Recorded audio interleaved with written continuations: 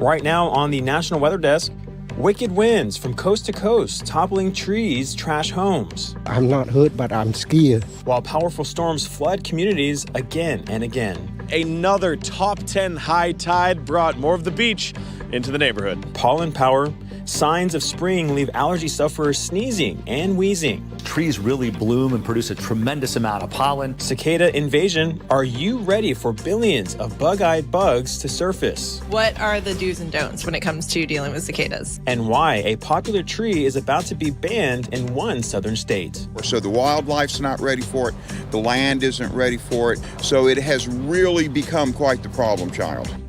From our nation's capital, this is the National Weather Desk. Good morning and welcome to the National Weather Desk. I'm meteorologist Mark Pena. Strong winds across Washington state killed at least one person and left many homes damaged on Saturday. The Kings County Sheriff's Office says a woman was killed after wind knocked down a large tree, which fell on her truck. North of Seattle, a tree damaged mobile homes, leaving 16 people looking for somewhere else to sleep. Michelle Esteban is in Linwood, Washington with their story. My son said, "Dad, look." Boom. Chet Priab was just feet away when a massive Douglas fir toppled onto his neighbors' homes. He heard crying and ran to make sure everyone was okay. Then I say, "You hurt?" "No, I'm not hurt, but I'm scared." He was consoling Yvette Perez. She and her 4 children and their niece were inside playing when it crashed onto their roof. Suddenly hear like a big boom. We just hear like an explosion. The tree punctured their roof and brought down the ceiling in her children's bedroom. Thank goodness it wasn't at night, but otherwise it would have been bad. No one was hurt. South County Fire responded to a tree toppled by wind and found 3 homes partially crushed, and this one, next to the now exposed roof ball, has been undermined. We're very lucky. The 100-foot trunk crushed the edges of the homes. Thankfully, the bulk of the tree landed right in between the structures. Yvette told me she can't think about repairs. She said they're still processing it all. Tragedy struck here in 2019. A fire destroyed most of this same home. Like we're recovering for one thing and then another one. Dick Casperson lives nearby and said at the time he saw massive white caps on nearby Martha Lake. When we get the winds out of the south, and that's what this was, there's really no protection here. So it took the brunt of it. Strong winds also caused significant damage across the Northeast. In New Jersey, strong wind gusts knocked down a 70-foot tree and it landed on a house. The homeowner says he was in the living room at the time and was not hurt. Most of the damage was in the kitchen and the bathroom, as well as the home's exterior. And the other problem in New Jersey is the aftermath of last weekend's heavy rainfall. Some communities are still underwater. Several rivers continue to have high water levels, which is why flood warnings remain in effect through tomorrow. And this is all happening less than 2 months after some of these same communities flooded back in January. And this is what coastal New Hampshire looked like after this weekend's heavy rain. Hampton Beach looked more like Venice, Italy, just after high tide on Sunday. Further up the coast in Maine, the cleanup continues following another record-breaking high tide. It's the 3rd devastating storm to hit the state this year. Johnny Mayfie is on Higgins Beach with more. Unbelievable. I've never seen anything like this before. That's what we've heard from neighbors after 3 different storms this year in Scarborough. The 13-plus foot high tide of the street underwater, bringing more damage that needs to be assessed. Scarborough DPW got back on the scene to pick up the pieces of concrete, rocks, and debris. The beach access paths look more like rivers, with the ocean ripping up fencing and making it much harder to navigate. The Scarborough Fire Department is still assessing the damage, but the holdup for rebuilding? Well, Deputy Chief John Brennan says FEMA funding and the winter temperatures. And there's no word yet on when those access points that are still damaged from prior storms will be repaired. One of Maine's historic sites will not open this season due to storm damage. The state says there's no longer a functional pier at Eagle Island in Casco Bay. The National Historic Landmark is usually open mid-June through Labor Day. About 6,000 visitors tour the island each season. The state says it was the summer home of North Pole explorer Admiral Robert Peary. There was also major flooding in Charleston, South Carolina over the weekend. But for some, it wasn't the rain or flooding that was an issue. It was a sudden burst of wind so strong it left them thinking they were in a tornado. Webb Wright has more. It was glass from our building over to Sherwin-Williams, I guess 40 yards. More of the same at nearby Edo Leisure Cars. One of our sales staff was at the front and a white wall of water came in and loud thump tore off the front of the store, about 2 feet of flashing and roof. This stunning video from Hay Tire Pro's security cameras show how intense the minute-long microburst was, leaving debris strewn across the block and beyond, leaving both businesses to assess the aftermath. We're going to go over this and see what kind of options we have to replace the ceiling. And I guess that was, from what I understand, that was the pressure causes that to tear up. The wind really didn't do it. Inventory probably around 40, 50 grand. A lot of that is just the labor and the parts to get everything set up and the time. And then for the building, I have no idea, but probably around 100, 150 grand. Despite the damage, both stores worked through the weekend to get cleaned up and reopened for customers today. We all kind of stuck together and we did it. We were all in here sweeping the floors because there was insulation and tile stuff everywhere. So we just picked all that stuff up and just kept going. Now to Georgia, where a river in Macon is flooded. It's been above flood stage since Wednesday. A flood warning remains in effect until this evening because water levels continue to rise in areas south of Macon. Flood stage is at 18 feet, and as of early this morning, the river was at 18.3 feet.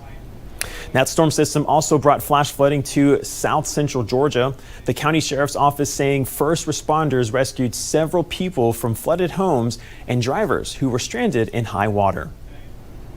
Signs of spring are popping up across the south. That includes flowers, trees, and of course pollen.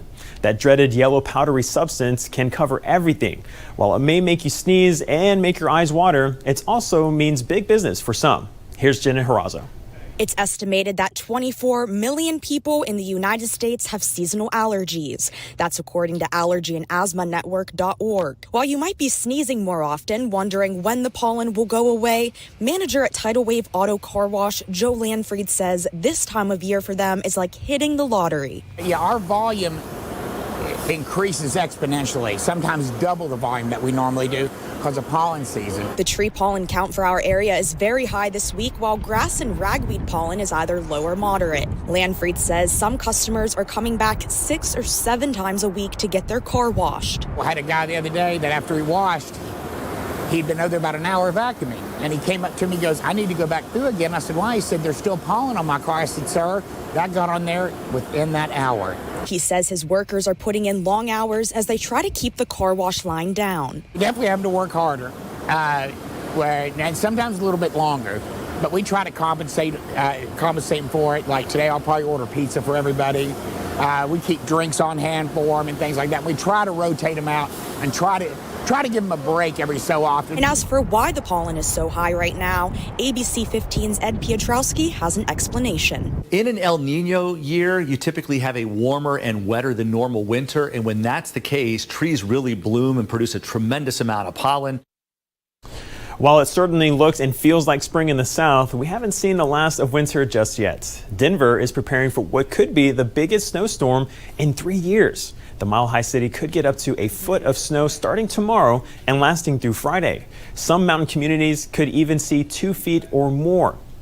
And check out these pictures. They come from a pilot who says they were taken during a flight near Orlando, Florida.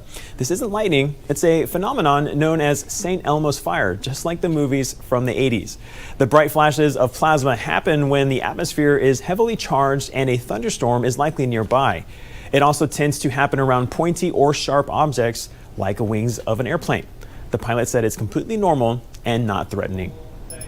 And on Weather Desk, billions of cicadas will emerge later this year in a rare double brood event. We'll show you who's going to feel the impacts and tips on how to safely view this year's total solar eclipse. And time now for a short break, but first we soar over Pennsylvania's Blue Knob State Park.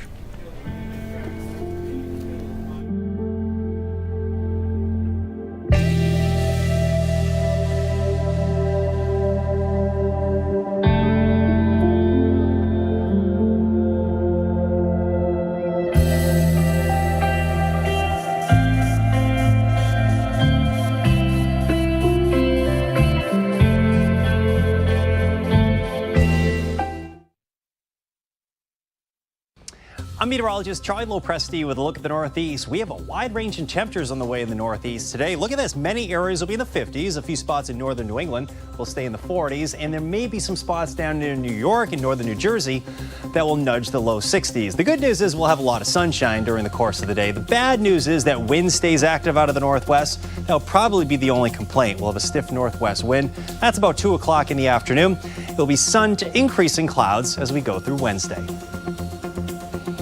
I'm Chief Meteorologist Gerard Bailey. Here's a look at your mid-Atlantic region, and we are talking about dry weather from all of Tuesday and all of Wednesday, even likely Thursday. Our next chance of rain will not arrive until closer toward the weekend. Until then, it is just going to be a major warm-up. Highs on your Tuesday will still reach the upper 60s to around 70. Looks like Wednesday is going to be even warmer with highs still in the 70s, and we will just keep going with that until around Saturday.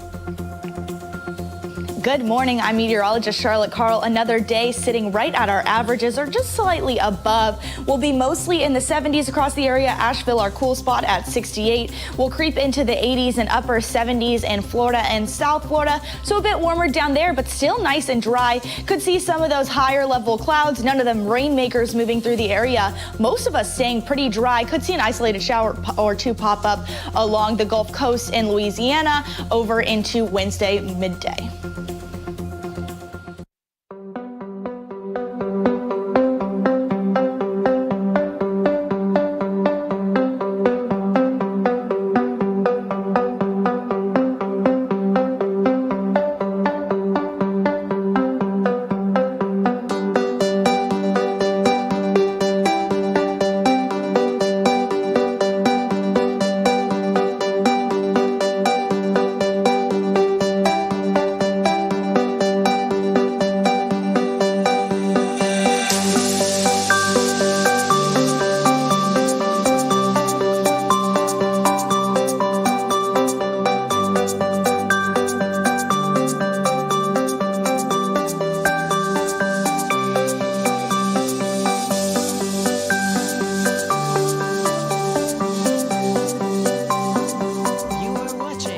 National Weather Desk. A popular tree is getting banned in South Carolina. Sales of the Bradford pear tree will no longer be allowed starting October 1st. Joel Vasquez looks into why the tree has become such a problem. The Bradford pear tree, originating in China and Korea, these beautiful trees can be found almost anywhere you look in South Carolina. Well, Bradford pears have been in the landscape for the last 25 years, and they were kind of like the darling of landscape architecture. Their thousands of white flowers, fast growth, and lack of pests made them a staple for property owners. However, over the years, their beauty has proven to be a masquerade. The problem that has really become front and center with the Bradford pear is the invasive nature. It's a very prolific tree. It can grow in the worst of soils, which was kind of really good at the beginning. Now it's turned out to be bad. Animals like birds that eat the berries from the tree spread seeds. Sometimes they end up sprouting in areas like wetlands. So the wildlife's not ready for it. The land isn't ready for it. It's actually starting to take over areas that would help us in stormwater management and flooding. So it has really become quite the problem child. That's why South Carolina is banning the selling and planting of this tree. Stevenson urges people who have a Bradford pear to replace them with a native tree, like live oaks. Returning our native environment to something that's known and predictable can only be good. Folks in South Carolina are also gearing up for hurricane season, which is less than 100 days away. Jen Harazo spoke with officials to find out what they're doing to prepare. We tell people every storm is different, every storm is dangerous. Don't take for granted that it's just a tropical depression, it's just a tropical storm, it's just a Category 1. We saw that last season, et cetera, et cetera. Complacency is certainly a big issue in our world, and we do try to combat that because you never know what's going to be the one that catches you off guard. Spokesperson for Horry County Emergency Management, Thomas Bell, says it's not about the category of the hurricane, but rather the impact it could have. We go into every season thinking, okay, what's the worst case scenario? We plan for that. We're ready for it. We need people just to understand a big one could be coming. And whether that's this hurricane season, next year, 10 years from now, the reality is something impactful from a tropical system is likely to happen in Horry County at some point. Bell says the updated evacuation route is based on storm surge impact. He says although wind may be the scariest part of a hurricane, water is the most dangerous. We are already a low-lying area. Water's a problem regardless of if there's more of it or things like that. So the flood risk is the flood risk. We are susceptible to hurricanes. We know this already. That's not going to change. Our rivers aren't drying up. The ocean isn't getting further away. We just prepare as we need people to prepare. He says even if you're not in a life-threatening situation, it's still important to be prepared for the worst. Even if it's not such as your life is in danger, but did you not, fix that leak that you knew existed on your house or that window, and suddenly you've got a bigger issue. These are things you can do and prepare for as well, even though it's just like, hey, my life may not be in danger, but I could have a much more expensive situation on hand. Now, the cicadas are coming, and this year will be a dual emergence that hasn't happened in over 200 years. Emily Gracie spoke to someone at the Smithsonian to find out when they will emerge and how it will impact us. We actually have a relatively rare event of two broods emerging at the same time, which actually that isn't so rare. It actually happens about once a decade. But what makes this one unique is that they are adjacent broods, which means that they are right next to each other. And all 7 species will be out at the same time, basically starting in mid-April through about the end of May, that 6-week period.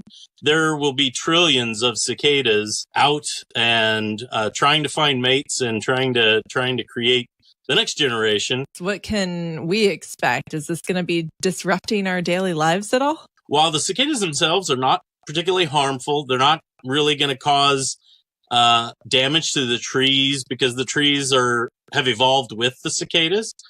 They don't attack like plants in your garden, but they are certainly going to be annoying. So the males will be singing at peak about 2 weeks after the emergence begins. So usually that's in the first couple of weeks of May. In really dense areas, they will reach decibel levels that are comparable to a jet engine taking off. So wow, it's quite loud. What are the do's and don'ts when it comes to dealing with cicadas? We actively discourage not using pesticides. Even if you kill all of them, there's another million ready to move in the very next day. The cicadas may be consumed after they've been treated with pesticide by birds, by small mammals, and that can make them very sick. And then you also run the risk, if you use pesticides, of accidentally killing a bunch of things that you don't want to kill. So think about butterflies and bees and pollinators. This is a relatively fast event. It will be intense in some areas, but it's very short-lived. To go more in depth on the cicadas and what happens if these two broods mate, check out this week's episode of our podcast, Off the Radar. You can find it anywhere you get your podcasts. And we continue our countdown to the solar eclipse across America, now less than 1 month away. If you want to watch it in person, you need to have the proper eye protection. Daniel Finkelstein spoke to an eye doctor about the risks involved. Here at Cornerstone Eye Associates, doctors are educating patients ahead of the eclipse. Dr. Priya Gupta says people need to be aware of the risks of unsafe viewing. Photokeratitis, almost like a sunburn of the cornea, causing redness and eye pain. Solar phototoxicity, or retinopathy, resulting from prolonged exposure to the sun's rays, causing blind spots and blurry vision. The front of the eye, which is the cornea, can be, especially the top layer of the cornea or the epithelium, can be really susceptible to this type of energy and this high amount of energy, as well as the retina, which is, and unfortunately the retina is a little bit less hardy than the cornea, which can often regrow, but the retina does not. Dr. Steve Park says after enough exposure, you can pass the point of no return. There's no fix, there's no cure, so the game is in prevention. Both recommend certified eclipse viewing glasses like these with a light sensitivity rating of 12312-2, a safety standard set by the International Standards Organization. Dr. Park says it's important to make sure there are no scratches that could let in light, and to never use other devices in front of them that could weaken their effect. You need something this strong to protect the eye, so sunglasses is not going to work.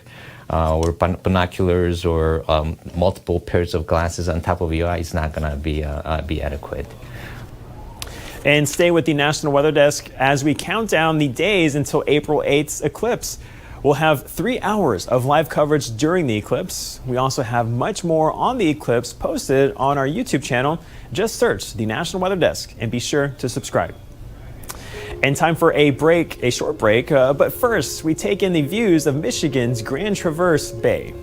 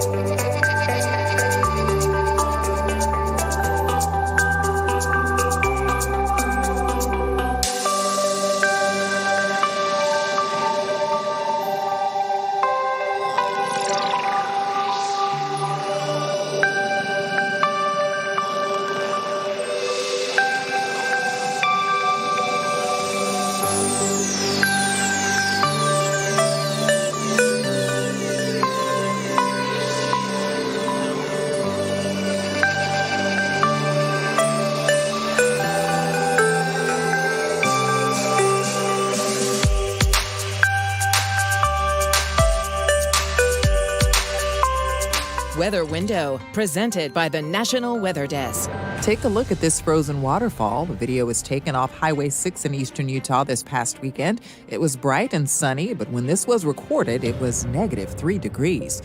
Also in Utah, bird song for the morning on Antelope Island in the Great Salt Lake.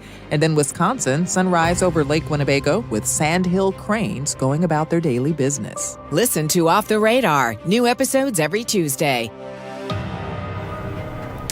Now let's check to see the weather in cities across the country today. We start at Mercer University in Macon, Georgia, where voters are heading to the polls on this primary day. Macon is looking at mostly sunny skies today with a high of 73 degrees. Next up is a shot of the University of Missouri in Columbia. It will be a cloudy today in central Missouri, but highs should reach the mid-70s. And our next stop is the University of Notre Dame in South Bend, Indiana. Not a bad day in northern Indiana. We are looking at partly cloudy skies and highs in the mid-60s.